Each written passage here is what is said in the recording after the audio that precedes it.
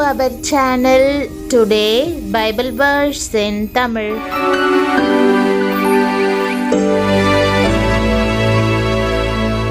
இன்றைய வசனம் 1 பேதுரு 2ஆம் அதிகாரம் 9ஆம் வசனம்.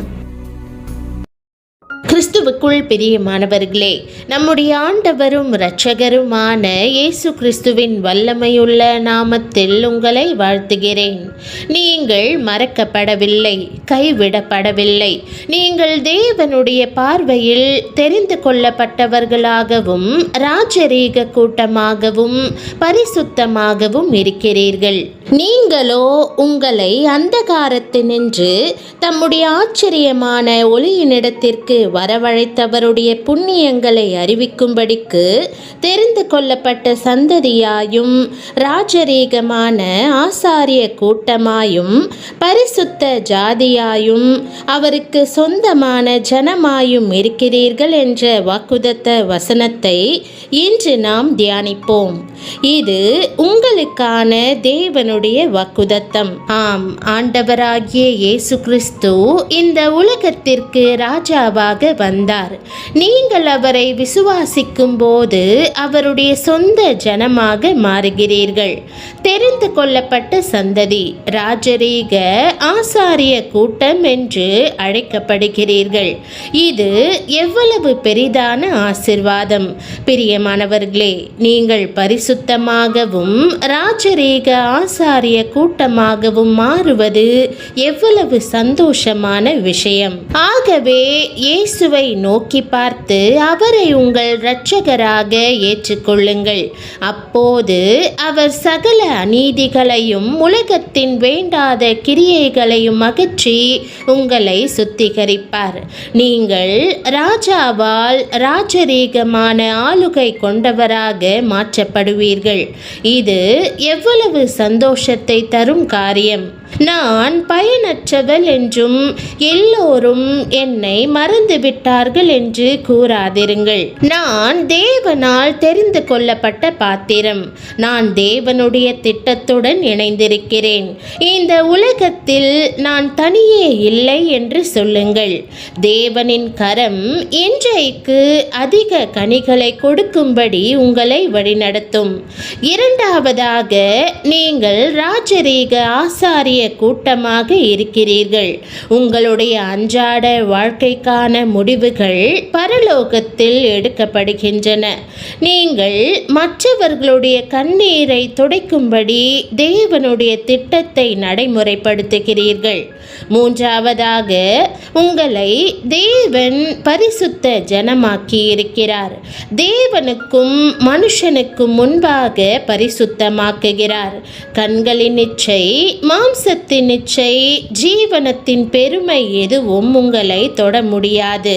தேவனுக்கு முன்பாக ஏற்கத்தக்க பரிசுத்த ஜீவ பலியாக உங்கள் சரீரத்தை அர்ப்பணிக்கும் போது பரிசுத்தத்தில் நடப்பீர்கள்.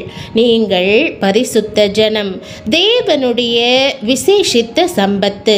அவர் ஒருபோதும் உங்களை விட்டு விலக மாட்டார், ஒருபோதும் கைவிட மாட்டார், எப்போதும் உங்களோடு இருப்பார். நீங்கள் அவருடைய சம்பத்து. சில பிள்ளைகள் தங்கள் பைகளை ஒருபோதும் விட்டு விலக மாட்டார்கள், மற்றவர்களிடம் கொடுக்க மாட்டார்கள். அவர்கள், இது என்னுடைய பை, உள்ளே என் பென்சில் இருக்கிறது என்று சொல்வார்கள். அதே வண்ணமாக தேவன் நமக்காக போராடுகிறார். நீங்கள் அமைதியாக இருந்தால் போதும். நீங்கள் தமது சம்பத்தாக இருக்கிறபடியால் ஆண்டவர் உங்களுக்காக யாவற்றையும் செய்து முடிப்பார். பயப்படாதிருங்கள். உலகத்தில் நீங்கள் கைவிடப்பட்ட நிலையில் இருப்பதாக நினைக்கலாம். ஆனால் நான் உங்களில் அன்பாயிருக்கிறேன். நான் உங்களை தெரிந்து கொண்டேன் என்று இயேசு கூறுகிறார். உண்மையில் உலகம் தோன்றுவதற்கு முன்பே அவர் உங்களை தெரிந்து கொண்டு விட்டார். தாயின் கர்ப்பத்திலேயே உங்களை அவர் பிரமிக்க பிரமிக்கத்தக்க அதிசயமாக உருவாக்கிவிட்டார்.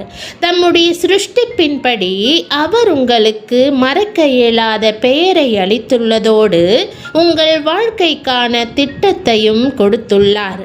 கனி கொடுக்கும்படியும் நிலைத்திருக்கும் கனிகளை கொடுக்கும் மரமாக விளங்கும்படியும் அவர் உங்களை தெரிந்து கொண்டுள்ளார்.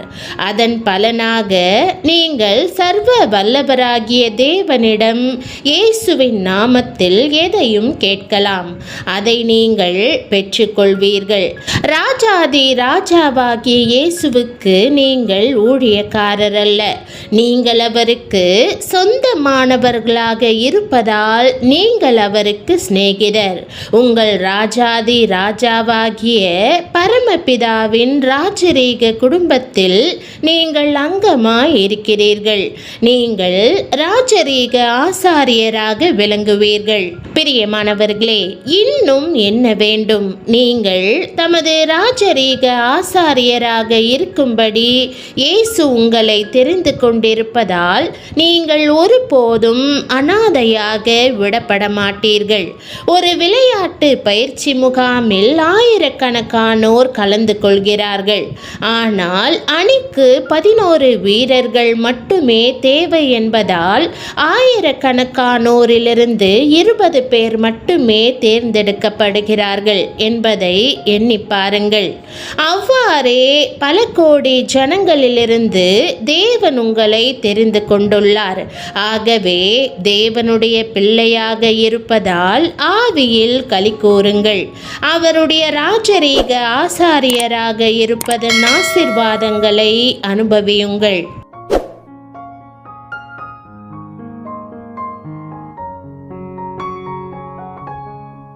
ஜெபம். பரம தகப்பனே, உம்முடைய வசனத்தின் மூலமாக என்னை உற்சாகப்படுத்தியதற்காக உம்மை ஸ்தோத்தரிக்கிறேன்.